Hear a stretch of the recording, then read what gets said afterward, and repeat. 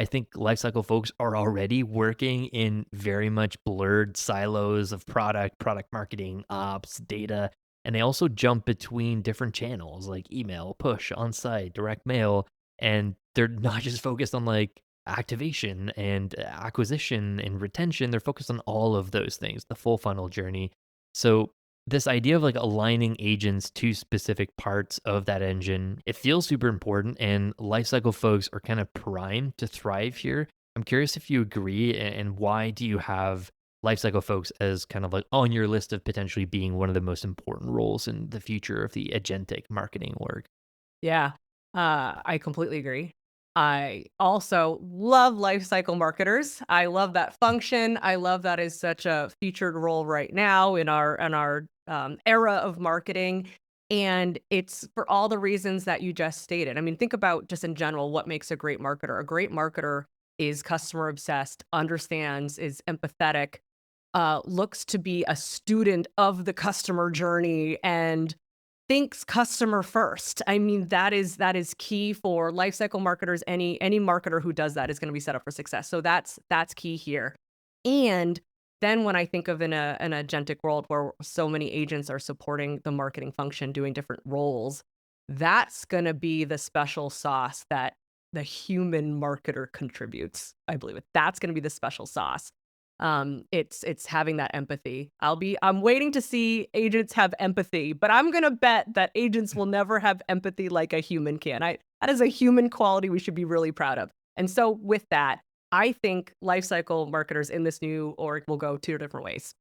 I think, and it depends, I would say, on call it technical prowess and passion, if you will. The technical ones, the data centric ones, very well could go to the dispatch layer, and they might be thinking with this customer centric mindset.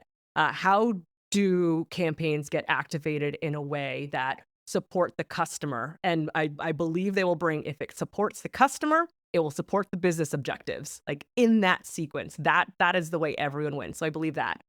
I think the other direction is lifecycle marketers taking on new roles within these in these pods and these business units. They're the ones thinking about what is the full customer journey that we want to create. I believe it's the lifecycle marketer with an AI mindset that's going to make one-to-one marketing possible. This is the one that's going to think about what is the ultimate experience I can create for each individual who's receiving marketing these campaigns, and how can I it's systems thinking. How can I decide and use the technology I have to create these campaigns that are at a one-to-one scale and still done in a way that feels authentic to the person? Oh my goodness, that will be amazing. I think it's gonna come from the lifecycle marketer who really is AI curious to bring us there, and then obviously the continued evolution of technology to make it come to life. Yeah, I completely agree. And what I've always loved about life cycle is this idea of like there's these different stages that customers go through in their relationship with your business, and life cycle marketers are laser focused on delivering value at each stage and Yes. trying to get them to the next level. How do you do that? That is through personalization. That is through the right message, the right context, the right person, the right time, the right offer. And it for me, like, it doesn't matter what the technology of the day is, the lifecycle marketer is the one trying to figure out how to deliver that value. I think that's why they're really well positioned too. I really agree with that. I also think too, life cycle marketers can, you can start to play with where do AI agents fit in.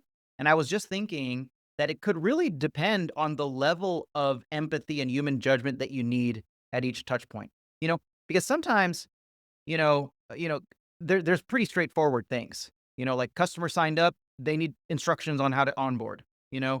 Customer is mad, they need a refund. Like those are very like black and white.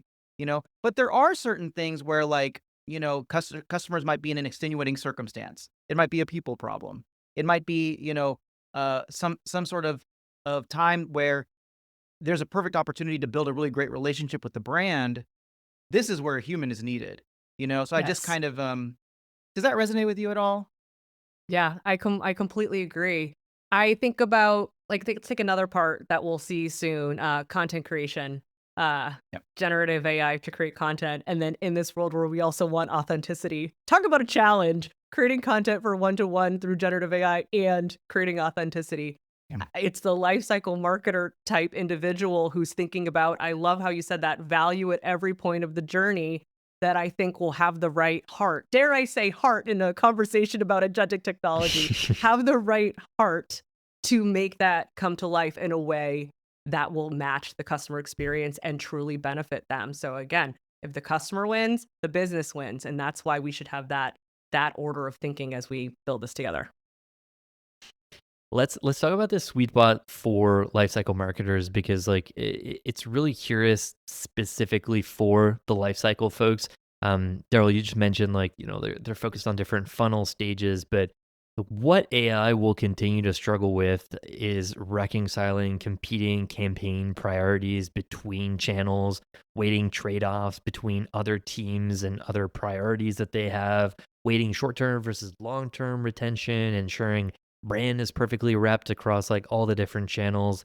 Is that where lifecycle pros kind of shine in this like agentic future that we kind of chatted about a little bit? Yeah, I think it's going to be the customer empathy and a systems thinking mindset, if Yeah. you will, that's going to set this for success. I think systems thinking is going to be really crucial. And again, I'm thinking of that utopia, one-to-one marketing. I believe in one-to-one marketing; it will happen, and that is the ultimate of customer journeys when you're achieving that. And so, what lifecycle marketers do well, other marketers can do well, and I think will be key is thinking about, well, understanding the customer really, really well, understanding the next best action. This is a place where a lot of AI could be automated, should be automated. I don't know. It's interesting. I think at least should be recommended. I mean, again, that's a function at scale based off of everything you know about a customer. What is the ideal next best action that serves them and thus serves you? That's really key. Then there's the offer that you might offer that individual in order to serve that next best action. And then there's the channel. Those are the four things. I did not think of this. I need to give a shout out to Ian at Anthropology. I saw him speak at Snowflake Summit. He is fantastic. And when he spoke this, I said, absolutely. I ate it up and I said, what a great framework, those four steps. And so if you think about that, that is what's going to be the system that we'll need to develop. And then there's so many layers within it. Okay, of the channels, what's the channel of the offer of the content? How are you creating the content at scale?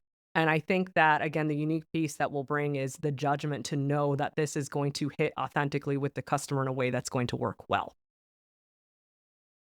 Completely agree. And then like also onto the business side, I think that lifecycle marketers are really well positioned to understand, well, how are these, if, at what rate are customers moving from one stage to the next? What value are they generating at each stage?